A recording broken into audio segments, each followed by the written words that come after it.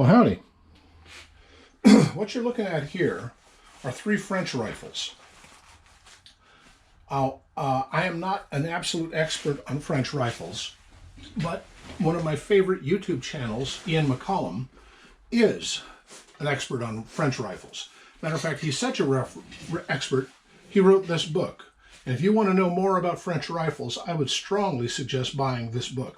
It's called Chapeau to FAMAS, 1866 to 2016, referring to the original needle gun of the French Empire through the FAMAS, which was the bullpup, which was the most recent version. If you found a copy of this today, it'll be in a red cover. This was one of the pre-release ones. I backed him on Kickstarter. Anyway, let me explain what you're looking at here. I don't have a Lebel. In 1886, Lebel was the very first French rifle, a modern rifle you'd see. And this here is an R35, which is a carbine built out of an original 1886 Lebel. It's a little different than the one he describes in the book, in that this nose cap is not exactly right. But everything else on here, from the ring here, to the step on the barrel, to the markings on the barrels, the markings on the receiver, everything else is absolutely correct on it.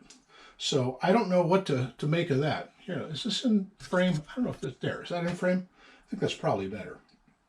Anyway, the one thing I never did like about the Lebel was you have to take out a screw to actually take the bolt out, which is kind of old school and funky. The Lebel was a state French secret because it was the first rifle ever to use smokeless powder, the first military rifle. It used a powder called poudre B, which meant blanc, which means white, as versus black powder. Black powder being old style, very extremely smoky, and powder B being white smokeless powder. Well, it was a secret for a little while. If you want to know the history of this, please watch Ian McCollum's Forgotten Weapons. He can give you more information than you ever wanted to know about it. Well, that's what saw them through World War I.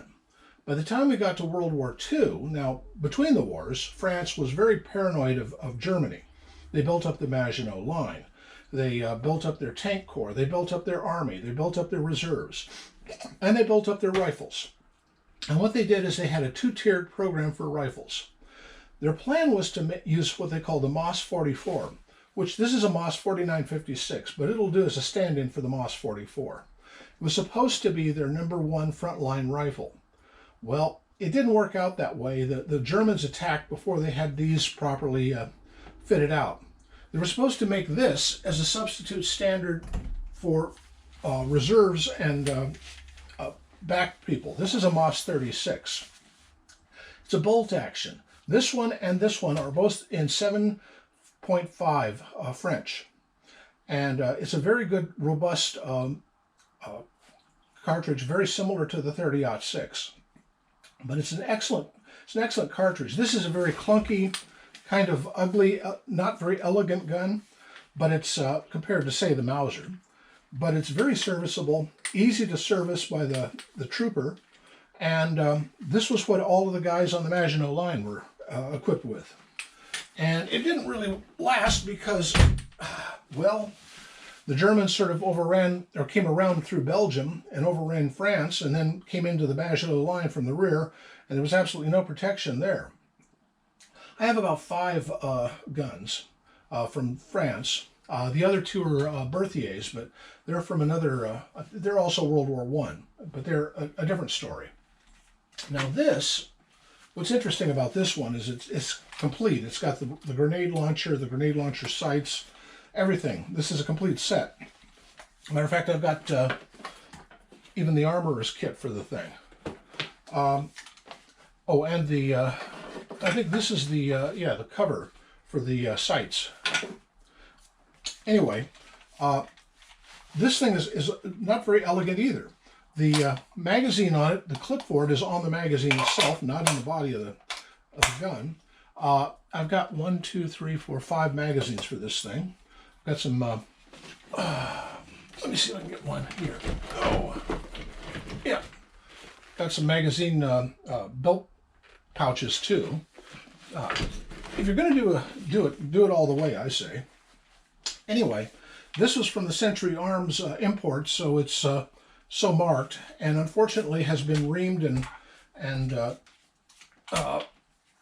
it's made to shoot 30-06. I have replaced the firing pin on this thing so that it, I'll just put it over here. Oh, come on, you. I replaced the firing pin because the original French firing pin, first of all, the primers on 7.5 are extremely hard. And the original firing pin had no spring on it and would just go back and forth on momentum. Well, with the modern primers that you'd get on many service rifles today or any kind of reloads, that primer, or I mean that firing pin, will come back and strike it again. So you get double strikes all the time with this rifle. You know, where you fire it after about one magazine, you'd fire it and instead of going bang, it would be going ba-bum, which is not so good when you don't expect it. But there's a place in Texas that actually sells a firing pins for this thing, which are, he drills them out, or on a lathe, he reams them down to just a little bit under what these are, then puts a spring on them. And that way, when it's in the chamber, it just back and forth on the spring, and that works just fine. The other way of doing it is to put a lighter firing pin on it made of titanium. Anyway, there's two different options for this thing. But anyway, this is just an example of some French rifles.